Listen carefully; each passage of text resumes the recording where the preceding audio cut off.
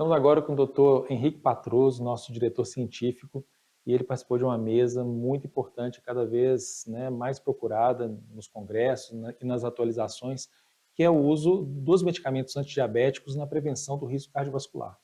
Hoje a gente sabe que essas drogas elas estão tanto no nicho da endocrinologia e entraram no nicho cardiológico com força. E ele fez uma grande revisão sobre isso na aula. Vou deixar ele falar um pouquinho, foi uma aula muito completa e o assunto realmente tem que ser do domínio dos cardiologistas, né? Os cardiologistas agora vão procurar entender melhor até os mecanismos envolvidos, né, nos riscos cardiovasculares e que essas drogas parece que estão impactando bastante. E aí, doutor Patrus? Muito obrigado, Marconi, pela oportunidade de estar conversando com vocês aqui sobre uma área tão importante, hoje chamada de cardiometabolismo. Parece que é a nova era da cardiologia e da endocrinologia, especialmente na prevenção do risco cardiovascular. A gente fez uma brincadeira no final, porque a mesa tinha endocrinologistas também, que a gente falou que diabetes é uma doença vascular. Isso já num artigo publicado no Lancet em 1950. Em 1999, publicado de novo no Circulation, que é uma doença vascular, e agora é uma chamada de atenção, um artigo do professor Renato Lopes, que também esteve no nosso congresso, chamando a atenção dos cardiologistas para que eles incorporassem na prática diária as medicações antidiabéticas e a prevenção do risco cardiovascular. Na nossa aula, a gente teve a oportunidade de passar como que isso foi criado porque as medicações antidiabéticas que tratavam a glicemia preveniam as complicações microvasculares, mas não preveniam as complicações de infarto, AVC e morte, que é a nossa área. E as novas medicações trouxeram sim um benefício nessa área. O SGLT2, o GLP-1 e novas medicações que estão vindo no mercado. Então a gente tem que chegar junto do paciente diabético, tratar esse paciente para prevenir esse risco cardiovascular, e essa é uma função do endocrinologista, do cardiologista, do clínico, quem estiver nessa área do cardiometabolismo. E é uma indicação que está avançando até para o não diabético também, né? A gente está vendo essas questões Sim. hoje, né? A gente assistindo aulas de insuficiência cardíaca e essas drogas anteriormente usadas como antidiabéticos entrando nesse Sim. contexto. Nesses estudos, os resultados mostraram um desfecho muito positivo na prevenção da doença renal, na prevenção da piora da doença renal, na prevenção da hospitalização por insuficiência cardíaca e na prevenção dos próprios desfechos cardiovasculares e no controle da obesidade. Então, esses três grupos, obesidade, paciente renal e paciente com obesidade, paciente renal e paciente com insuficiência cardíaca, motivaram novos estudos especificamente nesses grupos com bons resultados.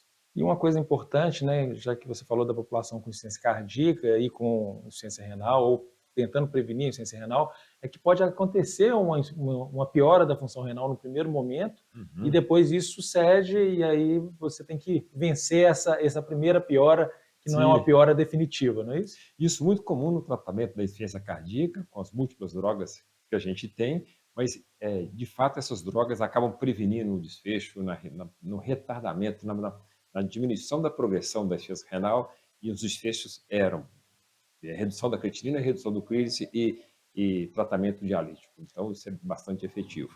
E a obesidade também trouxe uma vertente muito interessante, porque essas medicações, principalmente os agonistas receptores de LP1, têm se mostrado efetivos no controle da obesidade, a ponto de novas medicações, agora recém-lançado o GIP GLP-1, que é uma incretina de ação dupla, e também incretinas de ações triplas, agindo no bloqueio do glucagon também, com redução significativa do peso, levando até uma situação interessante, que é a remissão do diabetes. A gente não pode falar em cura, mas a normalização da hemoglobina glicada com essas medicações para o controle da obesidade.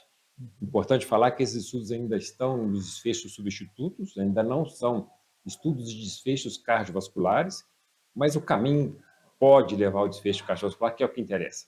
Mas isso vai ser novos congressos vão mostrar isso para a gente. A gente tem expectativa que o congresso americano de cardiologia do final do ano venha mostrar alguma coisa nesse sentido. E por falar em congresso, a gente teve recentemente o congresso da ADA, né, da Associação de Diabetes Sim. Americana, e a gente queria saber se a gente já tem alguns dados que a gente pode falar para os nossos cardiologistas aqui. Sim, a gente tem estudos importantes com semaglutida oral em doses mais altas, estudo com tirzepatide, que é esse inibidor duplo, GIP, GLP-1, e estudos com inibidor triplo.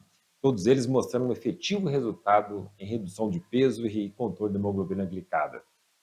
Expectativa muito grande, aguardando os estudos de desfecho cardiovasculares. Mas o congresso da ADA, da Sociedade Americana de Diabetes, trouxe novidades importantes nesse grupo de medicamentos, nessa inibição das receptores, desculpa, no agonista dos receptores das incretinas. Perfeito. A ciência não para, né, doutor Patroso? Sim. A gente vê que essas atualizações que a gente faz, né, os webinários, os simpósios e esse Congresso Mineiro que está sendo um sucesso, realmente para a gente conseguir, né, passar essas informações todas, a gente precisa desse encontro aí dos A cardiologistas. Sociedade Mineira está de parabéns porque não só a gente está trazendo as novidades dos recentes congressos, como trazendo as novidades do Congresso Americano de Diabetes, publicado nas revistas científicas como Lancet e New England, como também traduzindo essa ciência para a prática clínica.